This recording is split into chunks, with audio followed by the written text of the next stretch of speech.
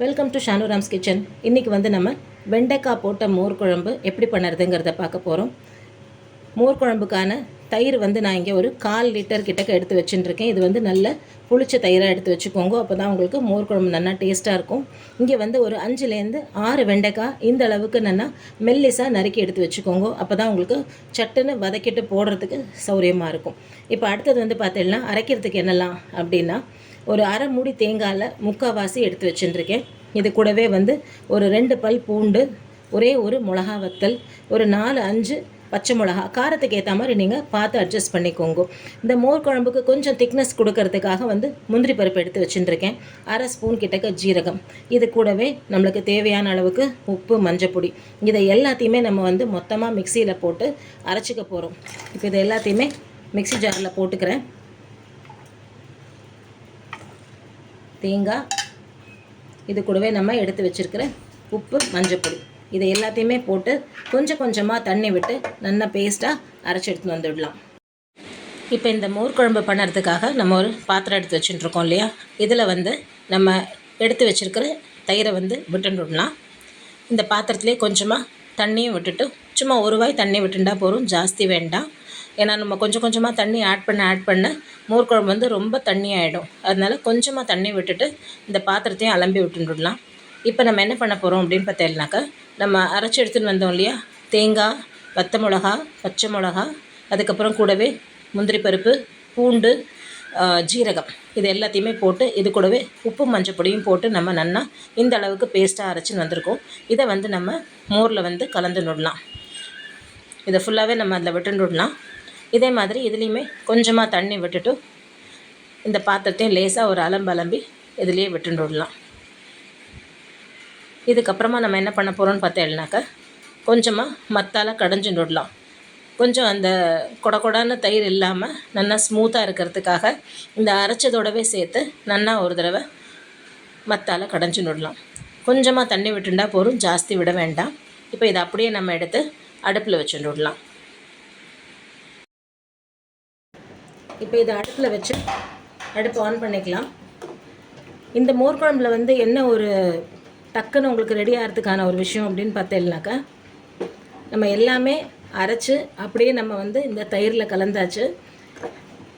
ஒரு 5 நிமிஷம் மீடியம் ஃப்ளேமில் வச்சுட்டோம் அப்படின்னாக்கா, இது லேசாக அழகாக பொங்கிண்டு நமக்கு எப்படி மோர் குழம்பு வந்து மேலே அழகாக ஆடை கட்டின்னு வருமோ அதே மாதிரி கண்டிஷன் வரும்போது நம்ம அடுப்பு அணைச்சிட்டு இதுக்கு வந்து தாளிக்கிறதுக்கு என்ன அப்படிங்கிறதையும் நம்ம பார்த்துடலாம். ரொம்ப குவிக்காக ரெடி ஆகக்கூடிய ஒரு மோர் குழம்பு. பட் ஆனால் உங்களுக்கு டேஸ்ட்டில் வந்து ஒரு டிஃப்ரென்ஸும் தெரியாது. எப்படி நீங்கள் வந்து 5 நிமிஷத்தில் மோர் குழம்பு ரெடி பண்ணிட்டேல் அப்படின்னு கேட்குற மாதிரி தான் இருக்கும். டேஸ்ட் வந்து அவ்வளோ நல்லாயிருக்கும். ஏன்னா நம்ம இதில் முந்திரி பருப்பு போட்டிருக்கிறதுனால நல்ல ஒரு திக்னஸ் கொடுத்துரும். அந்த ஒரு 2 பல்ல பூண்டு போட்டிருக்கிறதுனால உங்களுக்கு வந்து வாசனையும் ரொம்ப நல்லாயிருக்கும். பட் பூண்டு வேண்டாம் அப்படிங்கிறவா நீங்கள் பூண்டை வந்து அவாய்ட் பண்ணிக்கலாம், ஒன்றும் தப்பு இல்லை. ஒரு 5 நிமிஷம் மீடியம் ஃப்ளேமில் இது ரெடி ஆகட்டும். அடுப்பு வந்து நான் மீடியம்லேயே தான் வச்சுருக்கேன். இங்கே சைட்லலாம் பார்த்தீங்கன்னா லேசாக அப்படியே பொங்கிண்டே வர மாதிரி இருக்குது. பார்த்தீங்களா, இந்த மாதிரி கண்டிஷன் வரும்போது நீங்கள் வந்து அடுப்பை அணைச்சி விட்றது நல்லது. ஏன்னா இதுக்கப்புறம் கொஞ்சம் நேரம் வச்சுட்டேல் அப்படின்னாக்கா அந்த பொங்கினது எல்லாம் அப்படியே சக்கையாட்டமாக தனியாக வந்துடும், தண்ணி எல்லாம் தனியாக தங்கி போயிடும். அதுக்கப்புறம் நீங்கள் எவ்வளோ தான் இதை கலக்க ட்ரை பண்ணாலும் இது வந்து அந்த மோர் குழம்போட அந்த கன்சிஸ்டன்சி வந்து உங்களுக்கு சேர்ந்த மாதிரி இருக்காது. ஸோ லேசாக பொங்கிண்டு வர ஆரம்பிக்கிறது அப்படின்னும் போது நீங்கள் வந்து அடுப்பை அணைச்சிடலாம். இப்போ நம்ம வந்து இந்த மோர் குழம்புக்கு வெண்டைக்காய் எப்படி வதக்கி போட போகிறோம் அப்படிங்கிறத பார்க்கலாம். ஒரு சின்ன இலுப்பச்சட்டி வச்சுட்டுருக்கேன். இதில் வந்து ஒரு 2 ஸ்பூன் கிட்டக்க ரிஃபைண்ட் ஆயில் விட்டுருக்கேன். இதில் கொஞ்சமாக உளுத்தம்பருப்பு தாளிச்சிக்கலாம், கொஞ்சமாக வெந்தயம் போட்டுக்கலாம், இது கூடவே நம்ம கொஞ்சமாக கடுகும் போட்டுக்கலாம், கூடவே 2 மிளகா வத்தல் கிள்ளி போட்டுண்டு கொஞ்சம் ஃப்ரெஷ்ஷாக கருவேப்பிலையும் போட்டுக்கலாம். இப்போ இது கூடவே நம்ம பொடியை நறுக்கி எடுத்து வச்சுருக்கோம் இல்லையா, இந்த வெண்டைக்காயை இதில் போட்டுடலாம். இங்கே வந்து இந்த வெண்டைக்காய்க்கு மட்டும் கொஞ்சமாக உப்பு, பெருங்காயம், சில்லி பவுடர், கொஞ்சமாக மஞ்சள் பொடி.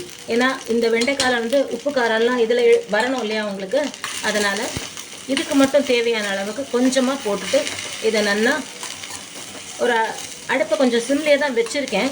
ஏன்னா இது வந்து காப்பர் பாட்டம் இலுப்பச்சட்டி அப்படிங்கிறதுனால தட்டை போட்டு மூடி வச்சுடலாம்.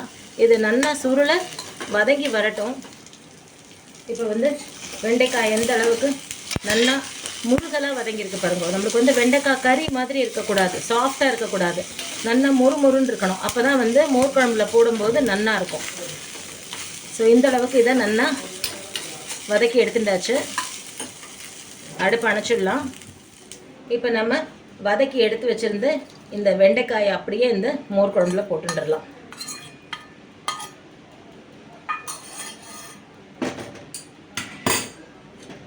அவ்வளோதான், 5 நிமிஷத்தில் நல்ல சூப்பராக டேஸ்டியான ஒரு வெண்டைக்காய் போட்ட மோர் குழம்பு ரெடியாக இருக்குது.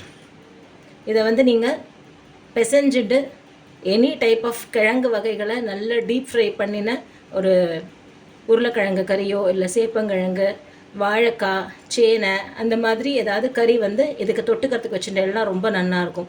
அதே மாதிரி என்ன டைப் ஆஃப் உசிலினாலும் ரொம்பவே நல்லாயிருக்கும். பீன்ஸ், கொத்தவரைக்காய், அதுக்கப்புறம் வந்து வாழைப்பூ, அந்த மாதிரி வந்து நீங்கள் உசிலி மாதிரி பண்ணிட்டேன்னாக்கா இந்த மோர் குழம்பு சாதமாக பிசைஞ்சுண்டு அதை தொட்டுன்னு சாப்பிட்றதுக்கு ரொம்ப நல்லாயிருக்கும்.